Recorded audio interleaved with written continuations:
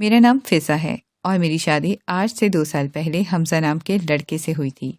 हमज़ा के वालिदैन फ़ौत हो चुके थे और ये रिश्ता इसकी एक फुप्पो लाई थी। हमज़ा एक कंपनी में जॉब करता था और इसके 2 छोटे भाई थे। चूँकि घर में कोई औरत नहीं थी, इसलिए इन सबको खाने-पीने में बहुत मुश्किल होती थी। इसलिए हमज़ा जल्दी शादी करना चाहता था, क्योंकि इसके दोनों भाई भी जवान मगर खैर शादीशुदा थे। जब ये रिश्ता मेरे लिए आया तो हमारे सब रिश्तेदारों ने हमसे कहा कि इन लड़कों के माँ बाप नहीं हैं, इसलिए ये अच्छे किरदार के नहीं होंगे, और लोगों ने हमें बहुत डराया। मगर मेरे वालिदैन जब इससे मिले तो उन्हें हमज़ा बहुत पसंद आया और उन्होंने कहा कि हमज़ा बहुत अच्छा लड़का था और वो जहाँ जॉब करता था वहाँ के लोग भी इसकी तारीफ़ करते थे।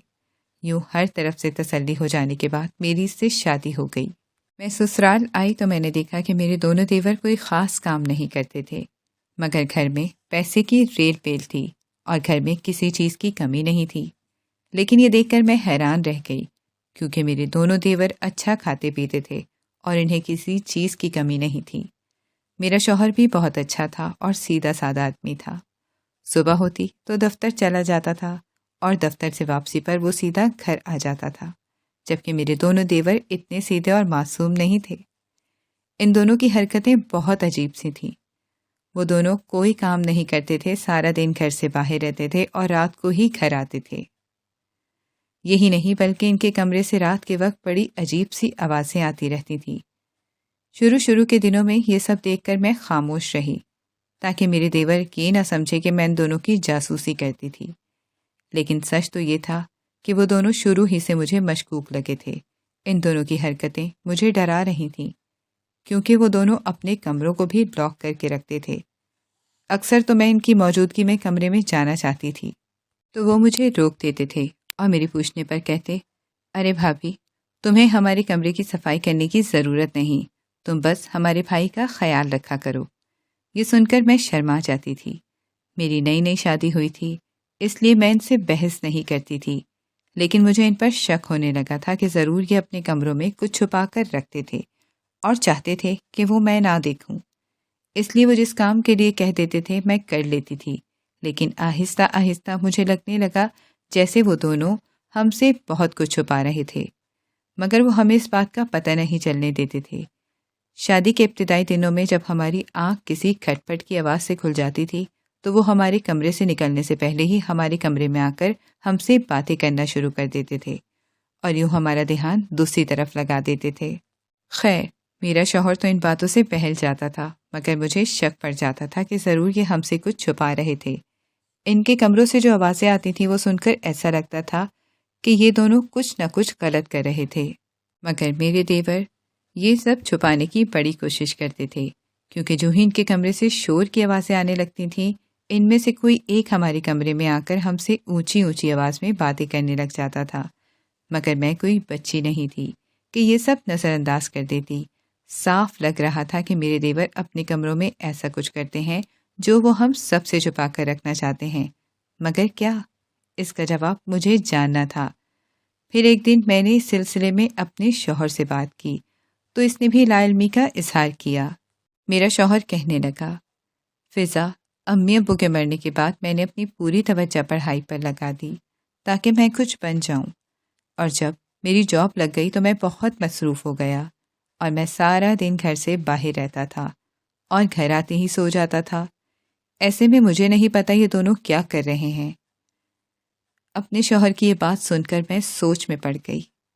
चूँकि अब तक मेरा शौहर सारा दिन घर से बाहर ही रहता था, इसलिए इसे अपने भाइयों की इन मशकूक हरकतों का पता नहीं चल पाया। लेकिन चूँकि मैं सारा दिन घर में रहती थी, इसलिए मुझे इन दोनों के बारे में पता चल गया, क्योंकि दोनों मुझे अपने कमरे में नहीं आने देते थे और अक्सर रात के वक्त इनके कमरों से बहुत आवाज़ें आती थीं।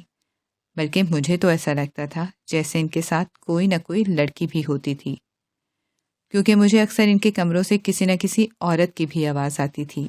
इसलिए मैं डर गई कि कहीं मेरे देवर कोई गलत काम न करते हों, क्योंकि दोनों कोई ढंग का काम नहीं करते थे। फिर भी इनके पास पैसे की कमी नहीं थी, बल्कि मुझे भी घर के खर्च के लिए बिना मांगे पैसे दे देते थे। लेकिन मुझे पैसों की ज़रूरत नहीं थी, क्योंकि मेरा शौहर अच्छा कमा रहा था। बल्कि मैं तो चाहती थी कि ये दोनों अपने काम के बारे में बता दें और हमसे कुछ न छुपाएं, क्योंकि इनकी मशकूक हरकतें देखकर मुझे डर लगने लगा था कि कहीं ये दोनों किसी मुश्किल में न फंस जाएं। मैं सोचती थी कि अगर ये किसी मुश्किल में फंस गए तो हम भी नहीं बच पाएंगे, क्योंकि हम भी इस घर में रहते थे। ये सोचकर ही मेरी रातों की नींद उड़ गई और मैंने अपने शौहर से कहा, मुझे तुम्हारे भाइयों की हरकतें देखकर बहुत डर लगने लगा है, इसलिए मैं यहाँ नहीं रहना चाहती। ये सुनकर मेरा शौहर कहने लगा, लेकिन ये मेरे भाई हैं, मैं इन्हें छोड़कर नहीं जा सकता। वैसे भी ये मेरा भी घर है, मैं इसे कैसे छोड़कर चला जाऊं? ये सुनकर मैंने इससे कहा, ठीक है कि ये तुम्हारा घर है, लेकिन ये भी सच है कि तुम्हारे भाइयों की हरकतें दिन ब दिन मशकूक होती जा रही हैं। कहीं ऐसा न हो कि इनके गलत कामों की वजह से तुम फंस जाओ। ये सुनकर मेरा शौहर सोच में पड़ गया। फिर कुछ दिनों बाद मेरे शौहर ने मुझसे कहा, मुझे तुम्हारी बात ठीक लगती है और वैसे भी मेरे भाई मेरी बात नहीं मानते, इसलिए इनके साथ रहने का कोई फ़ायदा नहीं। और फिर मेरे शौहर ने ये घर छोड़कर दूसरे शहर जाने का सोच लिया। मेरा शौहर वहाँ जॉब करने लगा और जो ही इसे एक अच्छी जॉब मिली, इसने अपने दोनों भाइयों को बता दिया। ये सुनकर मेरे देवर हैरान रह गए और हमें ये घर छोड़कर जाने से मना करने लगे। मेरा एक देवर कहने लगा, भाभी हम कोई गलत काम नहीं करते, इसलिए प्लीज़ ये घर छोड़कर मत जाओ। ये सुनकर मैंने अपने देवर से कहा, अच्छा तुम दोनों कोई गलत काम नहीं करते तो अपने कमरे लॉक करके क्यों रखते हो? मेरी बात सुनकर मेरा देवर कहने लगा, भाभी वहाँ ऐसा कुछ नहीं है, लेकिन चूंकि हमारे दोस्त यार आते रहते हैं इसलिए हम तुम्हें कमरे में नहीं आने देते। ये सुनकर मैंने मुंह बना लिया। साफ लग रहा था कि वो मुझे बेवकूफ़ बना रहे थे, लेकिन मैं इतनी बेवकूफ़ नहीं थी कि मैं इनकी बातों में आ जाती। इसलिए मैंने अपने शौहर को लेकर दूसरे शहर आ गई और हम यहाँ किराए के मकान में रहने लगे। यहाँ आते ही मेरे शौहर को अच्छी जॉब मिल गई। शुरू शुरू में मेरे दोनों देवर हमें कॉल करते रहे, मगर मैंने इनसे सीधे मुंह बात नहीं की। मुझे यकीन था कि ये दोनों जल्द किसी न किसी चक्कर में ज़रूर फंस जाएंगे, इसलिए मैं अपने शौहर को इन सब से दूर ले आई ताकि इन सब में मेरे शौहर का नाम ना आए। वैसे भी मेरे शौहर का कोई कसूर नहीं था, इसलिए इस बेचारे को क्यों सज़ा मिले। लेकिन यहाँ आकर मेरे शौहर को लगता था कि इसके भाई बेचारे बेकसूर थे और वो ऐसा वैसा काम नहीं करते थे। लेकिन मैंने इससे कहा कि देखना ये बात भी एक ना एक दिन निकल आएगी। लेकिन फिर इस बात को कई साल गुजर गए और हमें इन दोनों की कोई खैर खबर नहीं मिली और मैं भी पुरसुकून हो गई कि यकीनन ये दोनों भी वक्त के साथ साथ सुधर गए होंगे। और फिर वही हुआ जैसा मैंने सोचा था। एक दिन दरवाजे पर दस्तक हुई। ये शाम का वक्त था, मेरा शौहर भी घर पर था। इसने दरवाज़ा खोला तो घबरा गया क्योंकि सामने ही पुलिस खड़ी थी। मेरे शौहर ने मेरी तरफ देखा और मेरा दिल धक सा रह गया। मेरे शौहर ने पुलिस से पूछा, क्या बात है, आप लोग इस वक्त हमारे दरवाजे पर क्यों आए हैं? ये सुनकर वो कहने लगे, हम तुम दोनों को गिरफ्तार करने आए हैं। ये सुनकर मैं हैरान परेशान रह गई कि हमने ऐसा क्या किया है जो ये हमें गिरफ्तार करने आए हैं। लेकिन उन्होंने हमारी एक न सुनी और हमें पकड़कर थाने ले गए। फिर वो रात थाने में गुजर गई। अगली सुबह हुई तो हमें पता चला कि हमें इसलिए गिरफ्तार किया गया था कि पुलिस को मेरे दोनों देवर पर शक था कि वो नशा सप्लाई करते थे। ये सुनकर मैं चिल्लाने लगी, हमारा इसमें कोई कसूर नहीं है, हमें क्यों पकड़ा गया है? ये सुनकर पुलिस के एक अफसर ने कहा कि तुम्हारा शौहर इन दोनों का भाई है और हो सकता है कि तुम दोनों भी इनके साथ मिले हो। ये सुनकर मैं रोने लगी और मैंने अपने शौहर से कहा, मैंने तुमसे पहले ही कहा था कि तुम्हारे भाइयों की हरकतें कुछ ठीक नहीं और हम इनकी वजह से फंस सकते हैं। ये सुनकर मेरे शौहर ने मुझे चुप रहने को कहा, मगर पुलिस के अफसर ने मेरी बात सुन ली और कहने लगा, तुम इन दोनों के बारे में जो कुछ जानती हो वो सच सच बता दो। अगर वो दोनों पकड़े गए तो हम तुम दोनों को छोड़ देंगे। ये सुनकर मैंने अपने शौहर से कहा, प्लीज़ हमजा, तुम इन्हें सब कुछ सच बता दो, हम क्यों इन दोनों की वजह से जेल जाएं? ये सुनकर मेरे शौहर ने कहा कि मुझे इन दोनों के बारे में कुछ नहीं पता, लेकिन मैं आप सब लोगों को अपने घर ले जा सकता हूँ। ये सुनकर पुलिस ने हम दोनों को अपनी गाड़ी में बिठाया और हम दोनों को घर ले आए। हमने पुलिस को अपना कमरा दिखाया। उन्होंने हमारे कमरे की तलाशी ली, लेकिन इन्हें कुछ ना मिला। फिर उन्होंने मेरे दोनों देवर के कमरों की तलाशी लेनी चाहिए, मगर वो तो लॉक थे, इसलिए पुलिस ने इन कमरों के दरवाजे तोड़ दिए और जो ही हम सब अंदर गए सामने का मंजर देखकर मेरी आंखें फटी की फटी रह गईं, क्योंकि हर जगह नशे की थैलियां पड़ी हुई थी। मैं ये सब हैरानी से देख रही थी। मुझे तो पहले ही इन दोनों पर शक था। इसी वक्त मैंने अपने शौहर से कहा, अब देख लिया कि मैं सच ही कहती थी। मैंने इसे तंज़िया अंदाज में देखकर कहा तो वो कहने लगा, मुझे क्या पता था कि ये दोनों अंदर छुपकर ऐसे काम करते हैं। पुलिस इनके कमरों में मौजूद हर शय की तलाशी ले रही थी। मेरे देवर के बिस्तर के नीचे से एक पिस्तौल निकला तो हम दोनों हक्का बक्का रह गए। ये तो बहुत लंबा मामला लगता है। ऐसा लग रहा था कि हम भी इन दोनों के साथ फंसने वाले थे। फिर कुछ देर बाद पुलिस ने इनके कमरे की तलाशी ली तो एक अफसर मेरे शौहर से कहने लगा, तुम्हारे दोनों भाइयों पर बहुत सारे केस हैं। ये दोनों कई साल से चर्च बेच रहे थे और इनका टारगेट मासूम बच्चे और लाचार औरतें थीं। ये इन लोगों को पैसे देकर अपना धंधा चला रहे थे।